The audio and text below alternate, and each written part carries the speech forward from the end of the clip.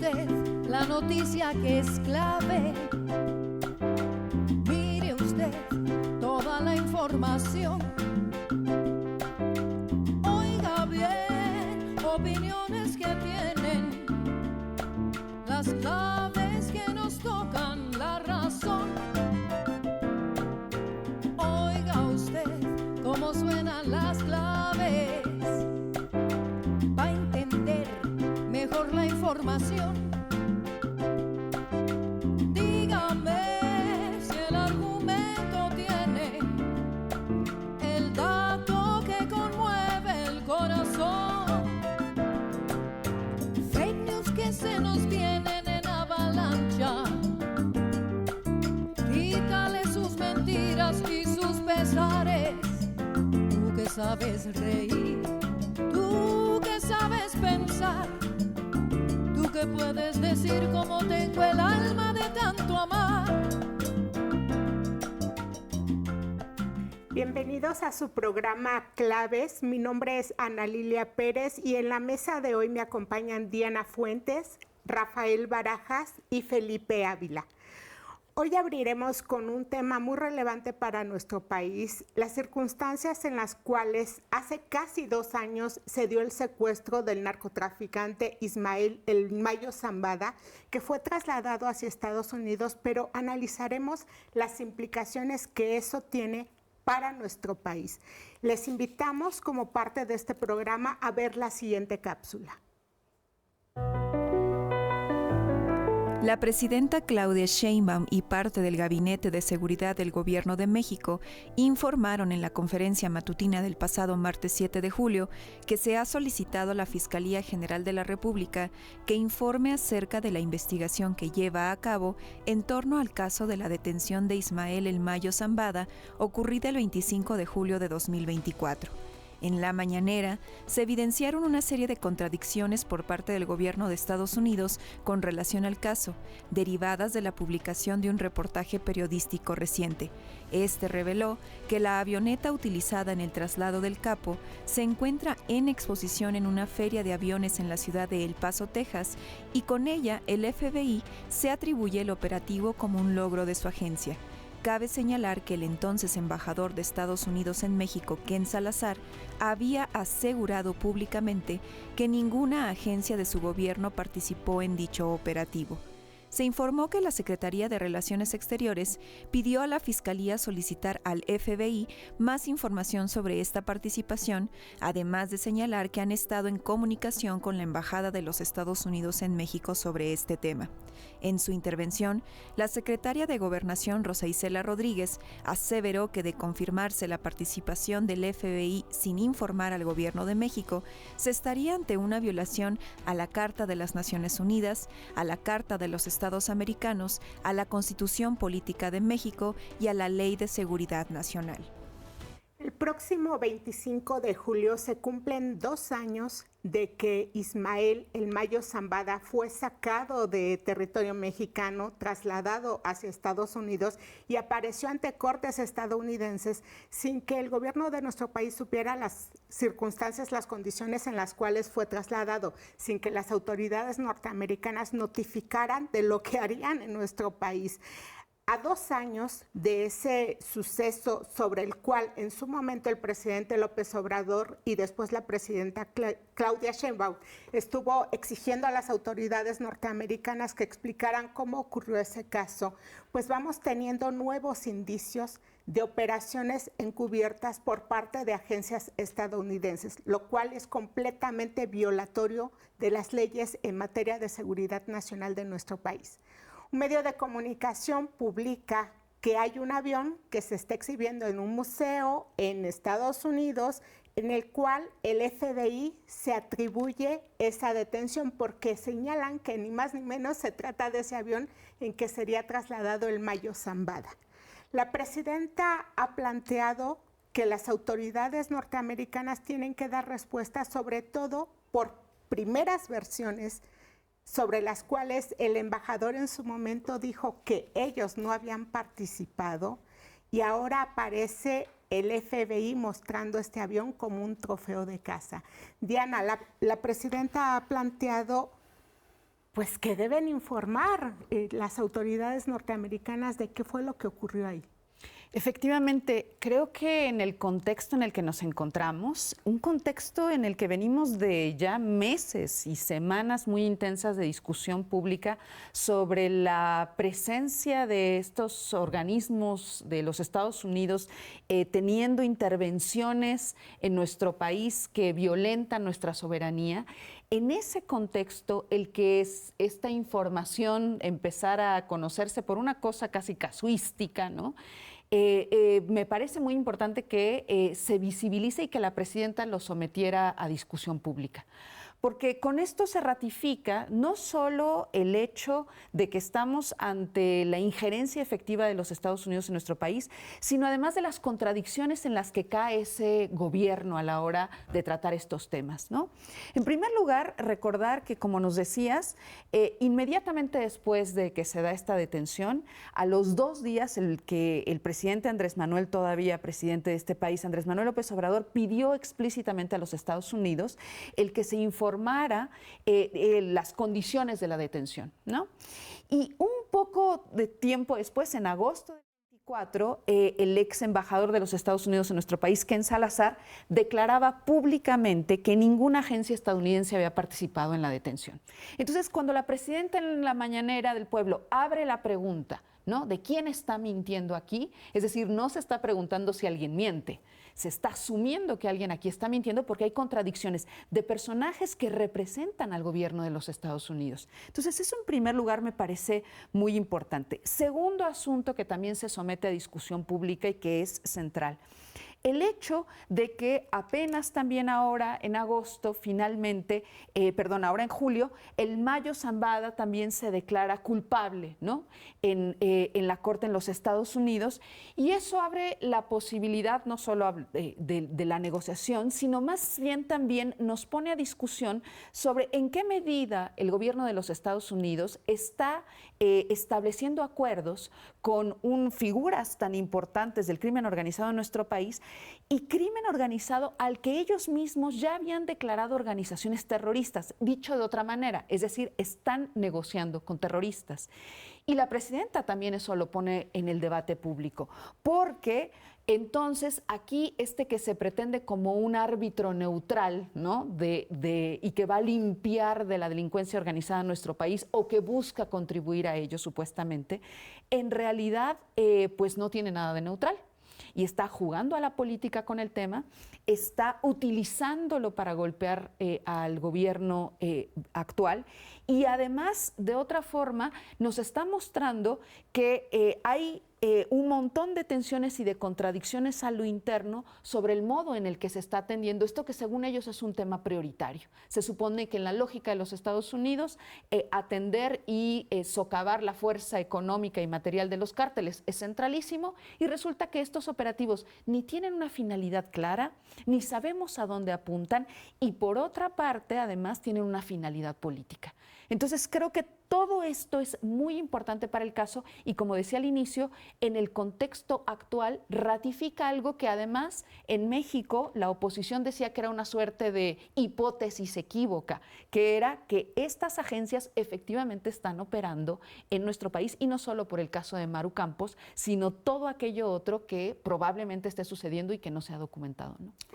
Que es importante destacar y recordar con la audiencia la importancia de este caso en el contexto donde en el país, durante el gobierno del presidente López Obrador, Felipe, se realizaron modificaciones a las leyes para precisamente regular, para poner candados a esa intromisión que agencias estadounidenses se habían acostumbrado a tener en nuestro país durante gobiernos pasados, particularmente el gobierno de Felipe Calderón, donde prácticamente incluso se planteaba popularmente que pues básicamente era quienes les dictaban la agenda, principalmente a la Marina mexicana, las autoridades estadounidenses. Sí, sin duda, fue una decisión muy importante, un viraje que tomó el gobierno de México bajo la presidencia de el presidente Andrés Manuel López Obrador de ponerle límites a la injerencia, a la participación,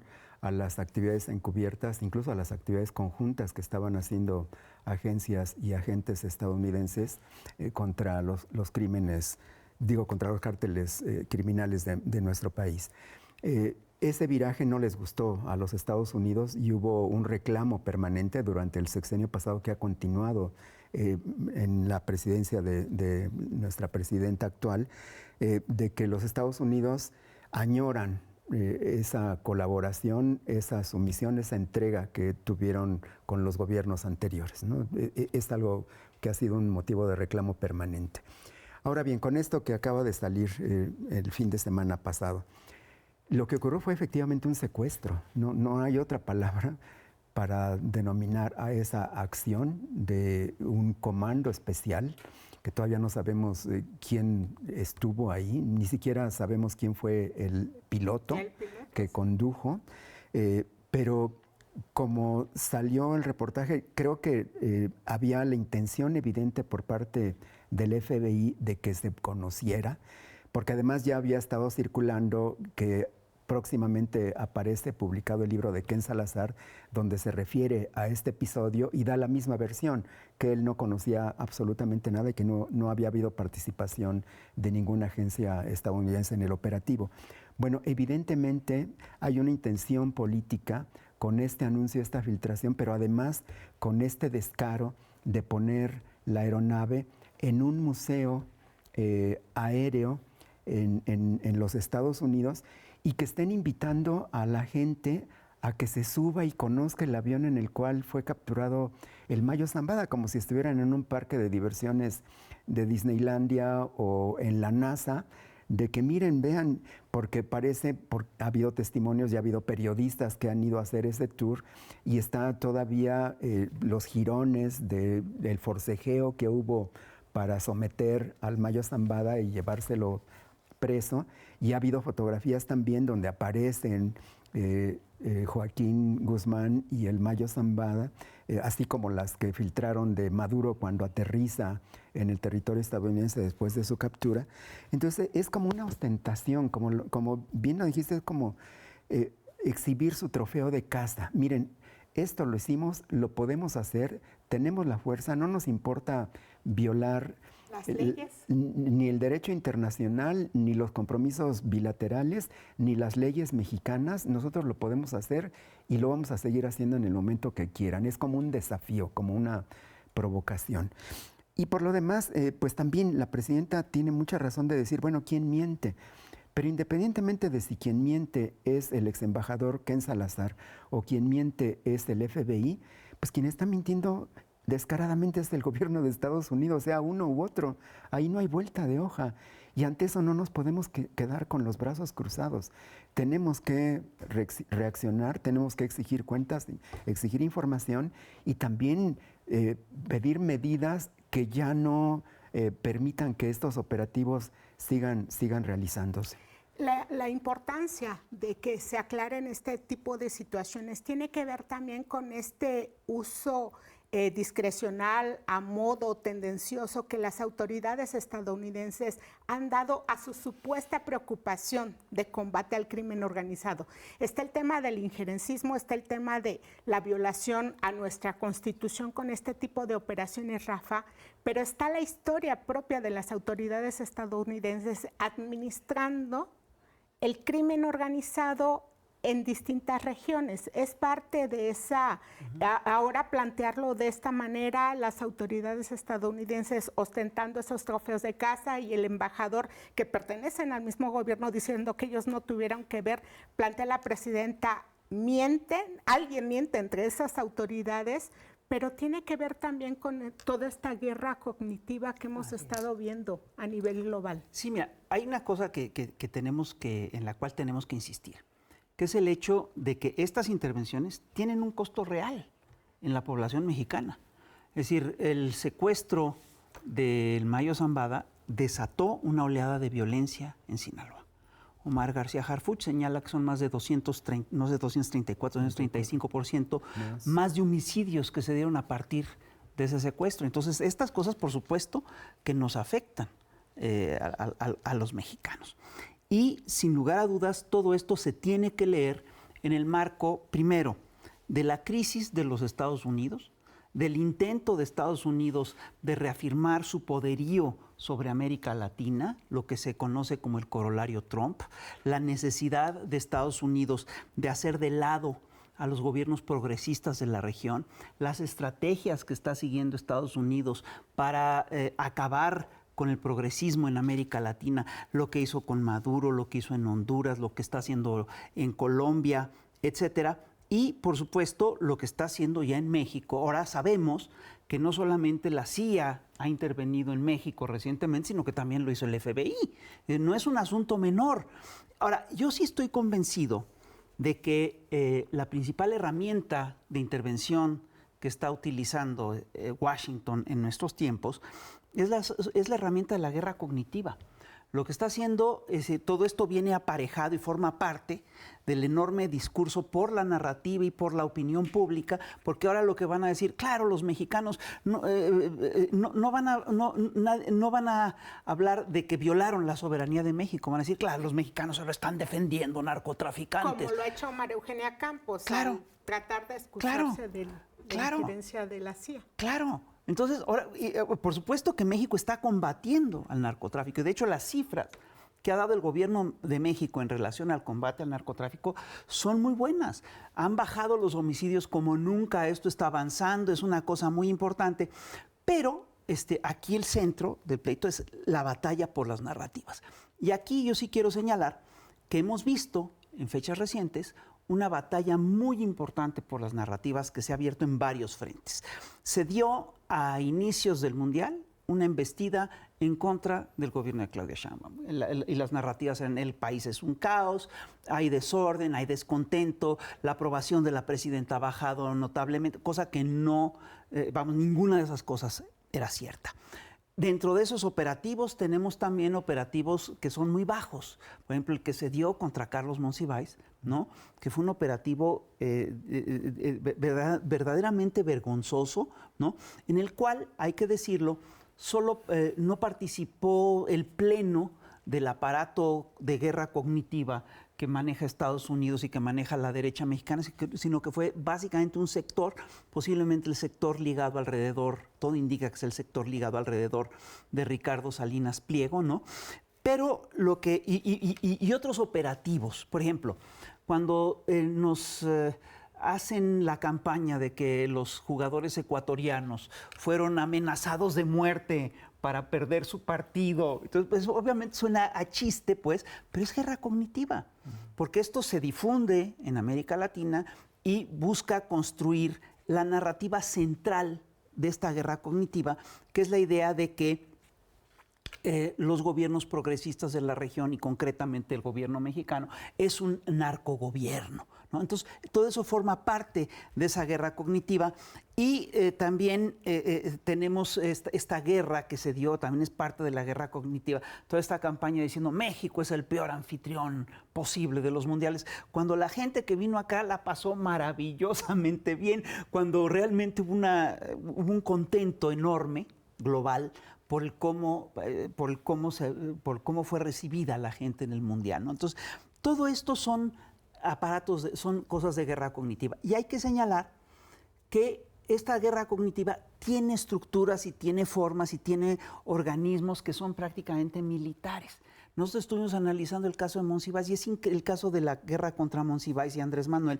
Y es increíble porque había división de tareas. Hay un sector que se encarga de una cosa, hay un sector que se encarga de hacer los memes homofóbicos, hay otro sector que se encarga de hacer los memes con chistes agresivos, hay otro sector que se encarga de manejar el tema moralino, etc. Entonces,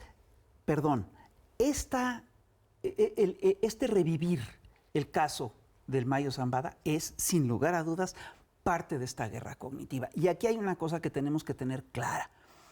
La verdad es que quien está violentando la legalidad internacional es Estados Unidos. Quien está pactando con el crimen organizado es Washington.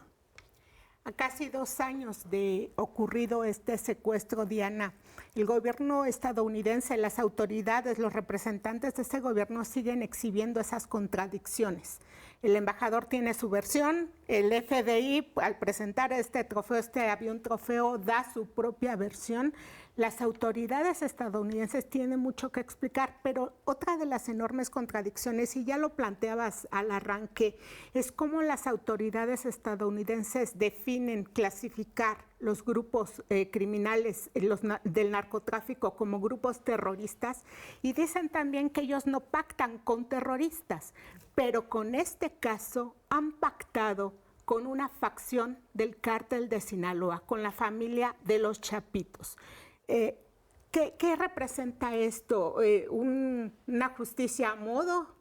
Por supuesto, incluso ahora que lo traes a cuenta este pacto me hace pensar en cómo estos criminales, porque son unos criminales, ¿no?, que tienen a cuestas muchas vidas, que tienen a cuestas el sacrificio de la paz en nuestro país, resulta que van a prometerles un estilo de vida tranquilo, que van a través de estas negociaciones tienen garantizado un futuro medio, y entonces eso es inadmisible también en términos de la justicia mexicana, ¿no?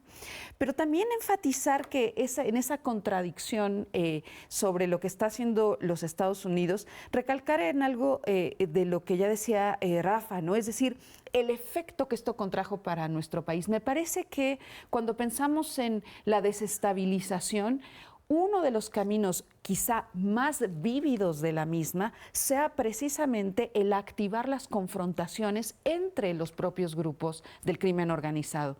Y lo que sucedió después del secuestro del Mayo, la cifra ahora sí yo la tengo acá a la mano, dijo Omar García Harfuch, un incremento de 232% en homicidios dolosos en Sinaloa desde septiembre.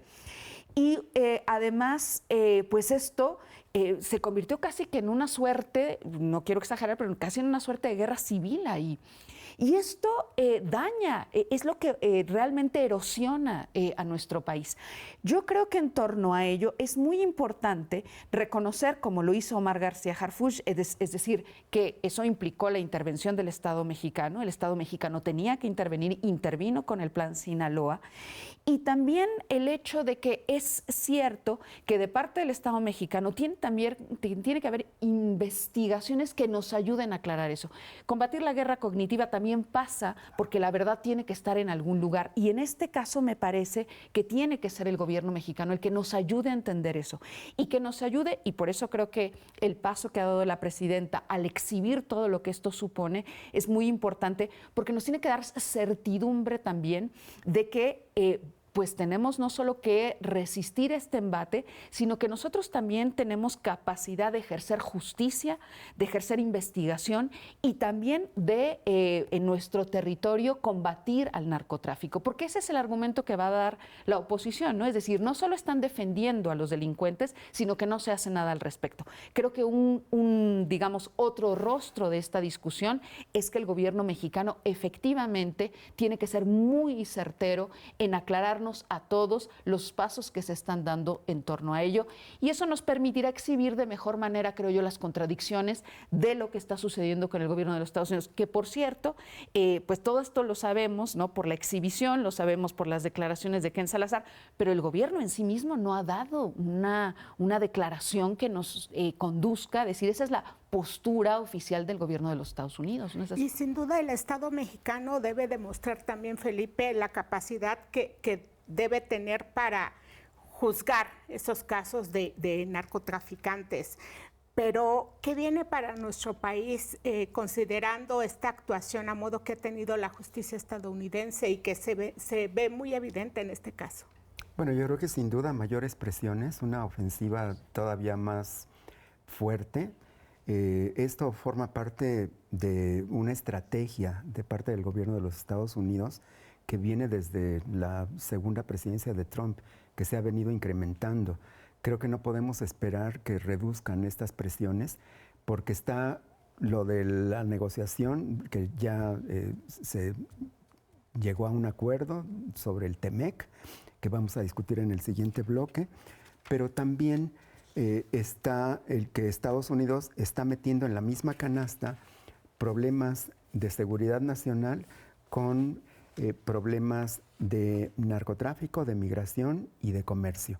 Creo que viene todo en esta bolsa y pues lo único que podemos esperar es que se incrementen las presiones y que pues nuestro gobierno siga defendiendo la soberanía y la dignidad nacionales. Ya lo escuchó usted, regresaremos para hablar del TEMEC. Regrese con nosotros, vamos a una pausa.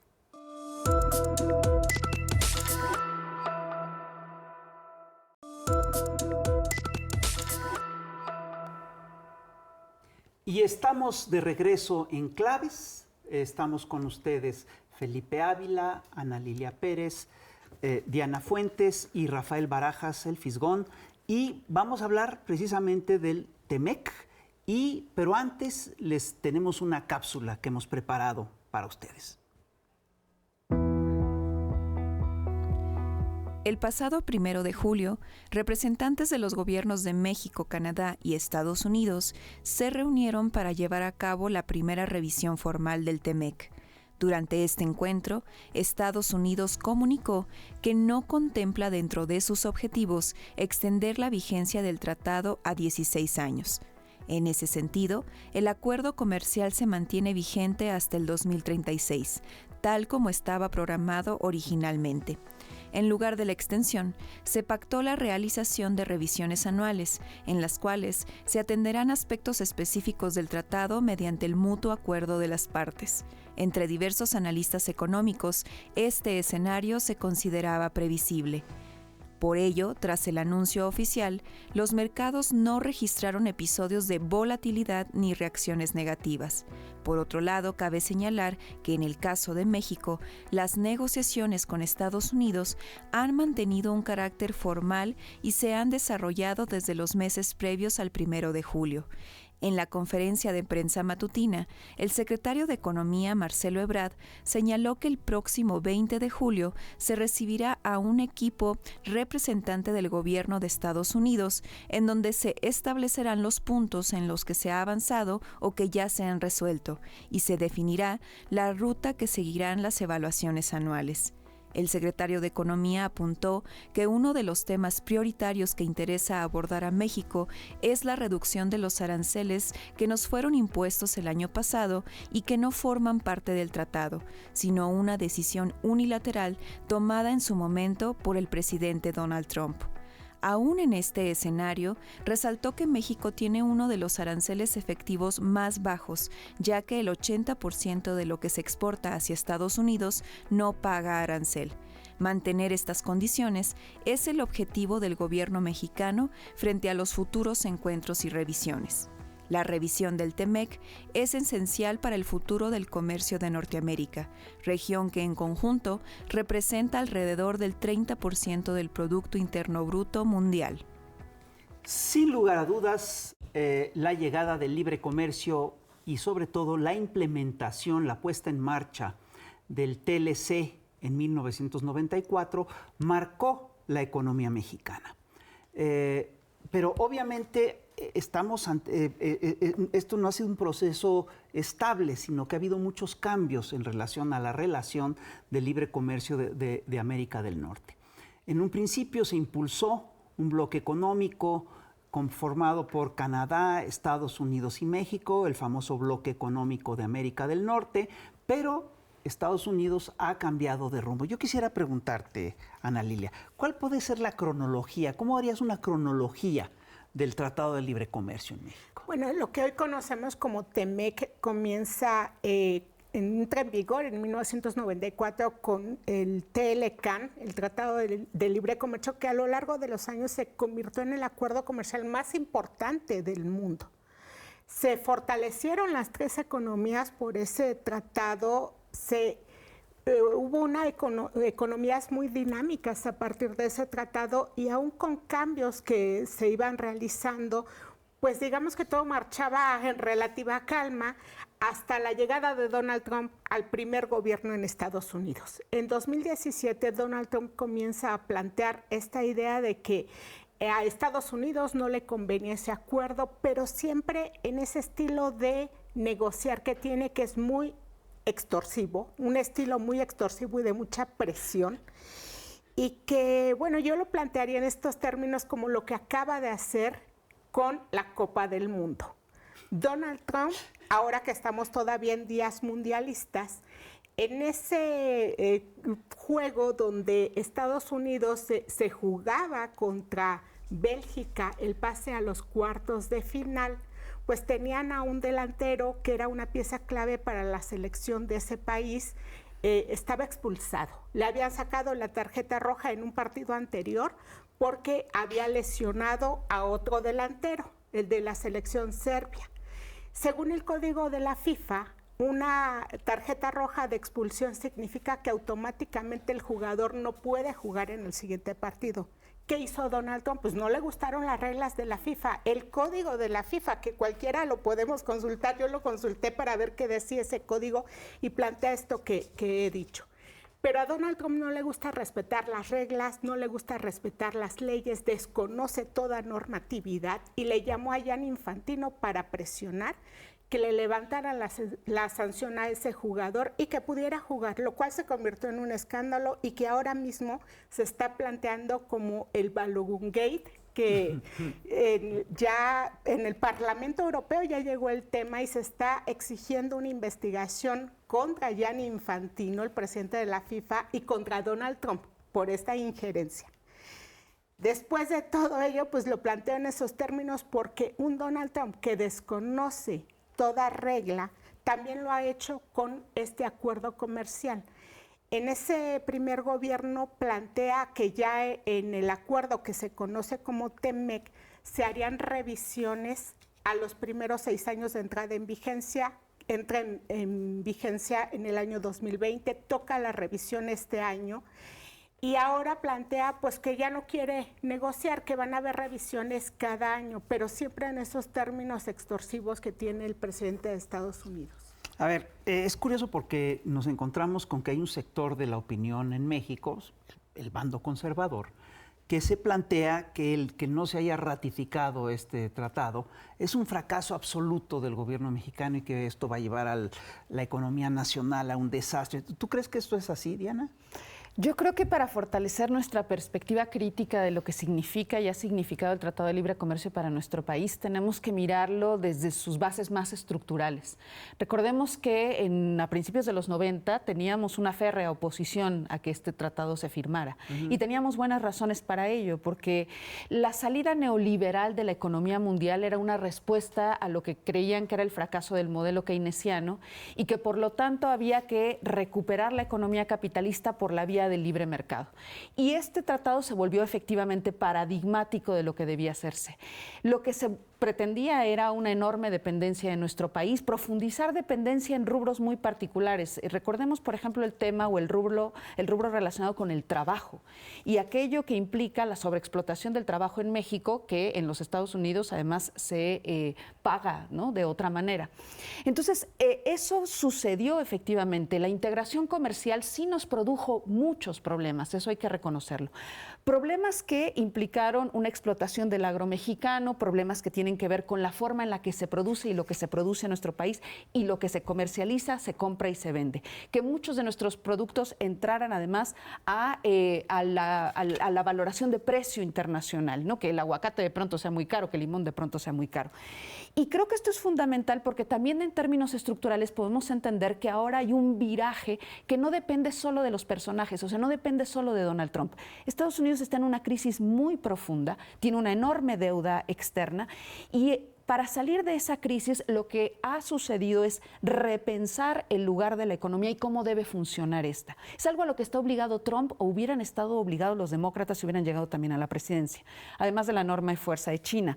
Y en ese contexto es que la renegociación del Tratado de Libre Comercio se nos presenta como un asunto que no podemos obviar y que no es nada más de ganamos o perdimos, sino más bien ver en qué rubros la integración económica hoy no sería todavía relevante, justo para no caer en la dinámica de crisis que trae los propios Estados Unidos, y en qué otros rubros también en paralelo, en estos siguientes 10 años de revisión, tendrían que estarse fortaleciendo otras cosas en términos económicos en nuestro país. Pienso en que México, desde la década de los años 70, tuvo más bien una producción de bienes de consumo y que hay muchas cosas de la política actual que apuntan sobre todo también a bienes de capital, es decir, que produzcamos las máquinas que producen cosas. Y eso, en lo que seguimos comprando del exterior, tendría que fortalecerse. Pero teniendo en cuenta que esta historia existe, o sea, uno no puede borrar 40 años de neoliberalismo de un plumazo, sobre todo cuando hablamos de cadenas de valor y de cadenas productivas. Entonces, en ese sentido, creo que cualquier evaluación integral del problema tendría que observar que México tiene que mantener todavía este acuerdo, pero tiene que hacerlo en paralelo de un fortalecimiento de otro orden, ¿no? Muy bien. Oye, Felipe, hay una cosa que es curiosa porque en esta negociación lo que hemos visto es que pesa mucho el estilo personal de negociar de Donald Trump. Sí. ¿Tú crees que presionar le esté funcionando realmente a los Estados Unidos? Por lo menos es lo que buscan, Rafa. Mira, desde que Trump asumió por primera vez la presidencia, se manifestó desde la campaña y ya como presidente en contra del Tratado de Libre Comercio de México, Estados Unidos y Canadá. Lo calificó como el peor tratado del mundo, acusó a los demócratas de haberlo hecho y prometió a sus electores que iba a ser una cosa completamente distinta e incluso también amenazó con sacar a Estados Unidos del tratado. Una vez en la presidencia se dio cuenta de que no era tan fácil, de que la integración económica de las cadenas productivas entre las tres economías era tan estrecha que el sacar al socio más importante en términos económicos de ese acuerdo regional sería una catástrofe para los tres países y particularmente también para la economía de Estados Unidos. Claro. Desde esa primera presidencia tuvo que aceptar que hay cosas que aunque quiera no las puede hacer, porque está la opinión y los intereses de los sectores productivos, comerciales y de servicios de los Estados Unidos que le ponen un límite. Pero está también el Congreso y está también la Suprema Corte. Hay una serie de pesos y contrapesos que impiden que un personaje tan voluntarioso y tan atrabancado como Trump no pueda hacer todo lo que quiere.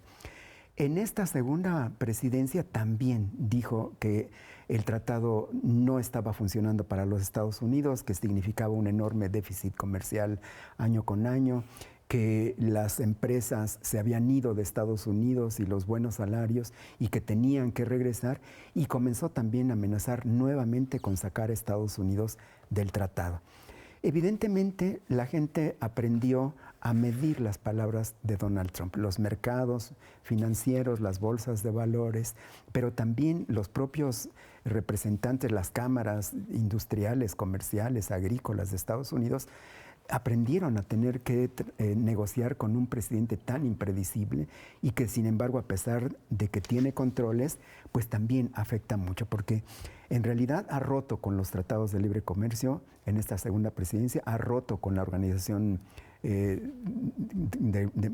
Mundial de Comercio también, ha roto con el TEMEC, porque nos impuso aranceles del 50% en aranceles y aluminio, en aluminio y acero, que es totalmente violatorio al acuerdo, porque nos elevó el componente regional de la industria automotriz, subiéndola al 75%, ahora lo quiere llevar al 82%, y esto realmente afecta. Pero ¿cuál es la estrategia de negociación de Trump? Amenazar, anunciar la ruptura, recular a la mera hora, pero a partir de esa incertidumbre que provoca, establece mejores condiciones para ellos. Y esto es algo que ha hecho sistemáticamente. Entonces, a tu pregunta, sí, a Estados Unidos le es funcional esta amenaza, este garrote y esta zanahoria, porque la incertidumbre y la presión permanente les otorgan ventajas que de otra manera no obtendrían, porque aparece como una concesión. Bueno, me iba a salir, pero siempre no me salgo, pero les elevo el arancel. Entonces, les estoy haciendo un favor, pero tienen que ganárselo, y yo año con año, porque así quedó ahora, año con año se va a estar revisando el TEMEC. Eso creo que en términos de la estrategia de negociación de Estados Unidos sí le ha sido funcional. Bueno, yo sí quisiera señalar una cosa. efectivamente estas negociaciones son complejas y colocan a México en una postura difícil. Hay un libro que acaba de publicar Enrique Dussel Peters que es fantástico, que se titula México ante la encrucijada. Y es un libro en el que analiza las relaciones China, México, Estados Unidos. Y plantea varias cosas, pone el acento, utiliza, es decir, este libro pone foco, pone de relieve un término que a mí me parece que vamos a usar mucho en los próximos años, que es el security shoring, ¿no? Que es un término que básicamente habla de cómo Estados Unidos hace acuerdos comerciales básicamente a partir de su seguridad propia. Es decir, Estados Unidos negocia buscando siempre en su propia seguridad. El libre comercio ya se olvidó, regresamos a lógicas proteccionistas a muchos niveles, pero son lógicas proteccionistas que maneja básicamente Washington. Entonces, esto es un término que vamos a usar recurrentemente.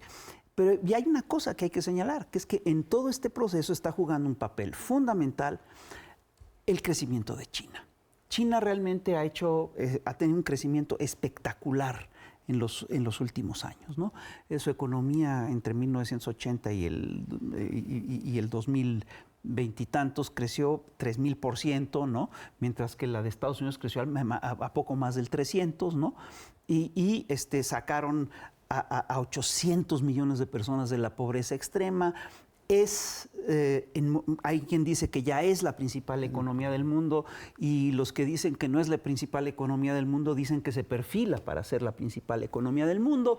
Y lo que sí es un hecho es que hay relaciones económicas de China con Estados Unidos que son muy importantes y que se filtran a lo que son las lógicas del Tratado de Libre Comercio. Cuando se habla de que México importa muchos insumos de China, bueno, quien realmente importa más insumos de China en ese proceso son precisamente las maquiladoras norteamericanas asentadas en nuestro país, y se está hablando ahorita de un fenómeno nuevo que son las nuevas relaciones triangulares.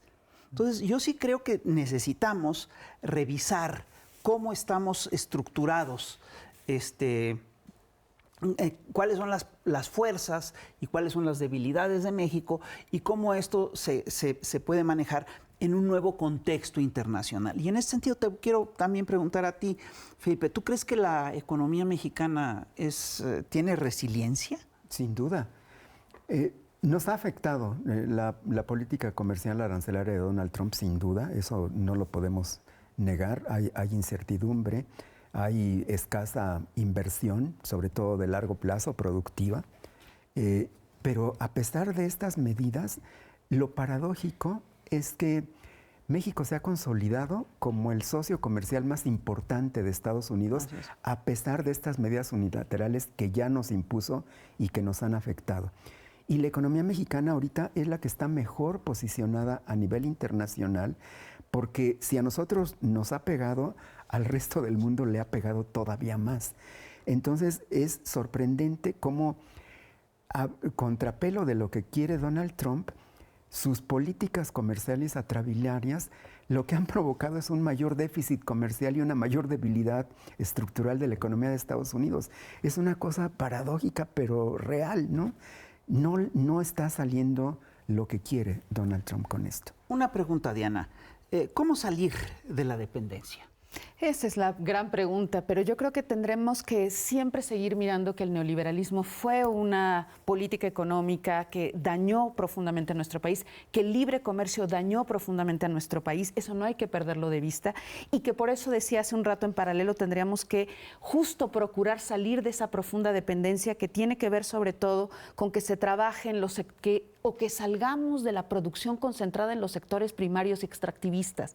Es decir, en eso seguimos teniendo grandes recursos naturales a explotar y demás, pero necesitamos generar industria, ese viejo camino que a China le llevó 30 años construir y que está rindiendo finalmente frutos. Bueno, y una pregunta, Ana Lilia, ¿tú crees que el Plan México pueda ayudar a eso? pues es parte de ayudar a buscar también la diversificación en otros mercados. El proyecto de gobierno de la presidenta Claudia Sheinbaum también va en ese sentido. Pero yo quiero puntualizar sobre la vigencia del TEMEC, porque hay mucha desinformación en ese sentido. El acuerdo tiene una vigencia al año 2036. Exista o no exista alguna negociación, alguna revisión, tenemos un acuerdo hasta ese momento. Y también está el factor del Congreso estadounidense. Ya planteaba Felipe el tema de los contrapesos, pero el propio acuerdo comercial establece en sus cláusulas que estas pueden pasar por revisión del Congreso estadounidense. Y ahí es donde hemos visto cómo hay legisladores que han planteado, han emitido cartas, sectores de Cámara de Comercio en Estados Unidos que han emitido cartas planteando precisamente que ellos también necesitan certidumbre con este acuerdo comercial, porque es una realidad que las economías de México y Estados Unidos están imbricadas completamente y eso ha fortalecido a ambas naciones en el ámbito comercial. Bueno, pues yo sí creo que la situación es compleja, es decir, es el mundo que se está planteando ahorita es muy distinto al mundo que teníamos a inicios del primer Tratado de Libre Comercio que entró en funciones en 1994. Antes teníamos básicamente economías nacionales. La globalización del mundo moderno nos plantea un panorama totalmente distinto, totalmente diferente. Y sí creo yo que necesitamos contemplar una serie de negociaciones en un proceso, en un planeta que ya es multipolar.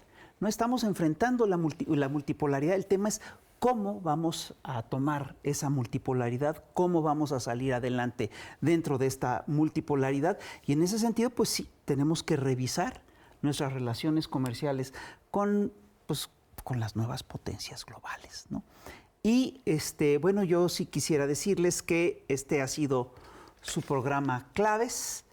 Le queremos mandar saludos a Capital 21, a TV Más de Veracruz, y le queremos también hacer un agradecimiento a quienes nos acompañan en la ciudad en Canal Migrante, ¿no? Y les queremos decir que hemos preparado para ustedes un editorial en clave musical que pues es la famosa Casa del Sol Naciente.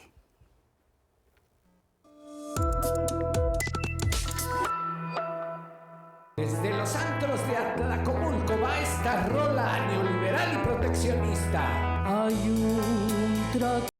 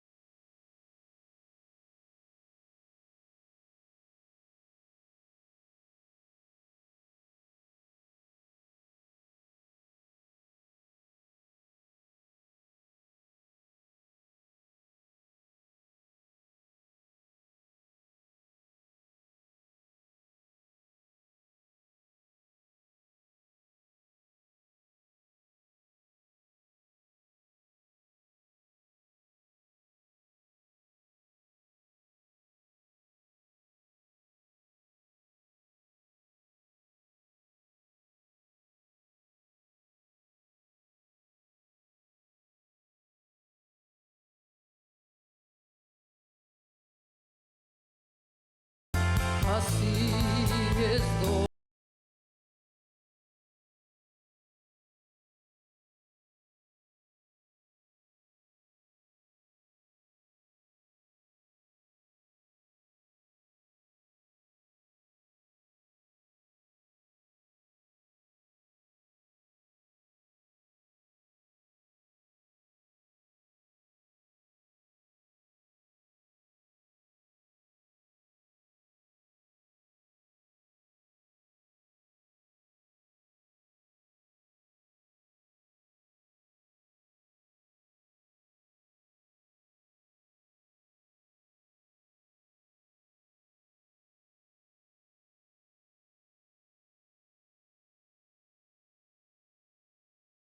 Bye.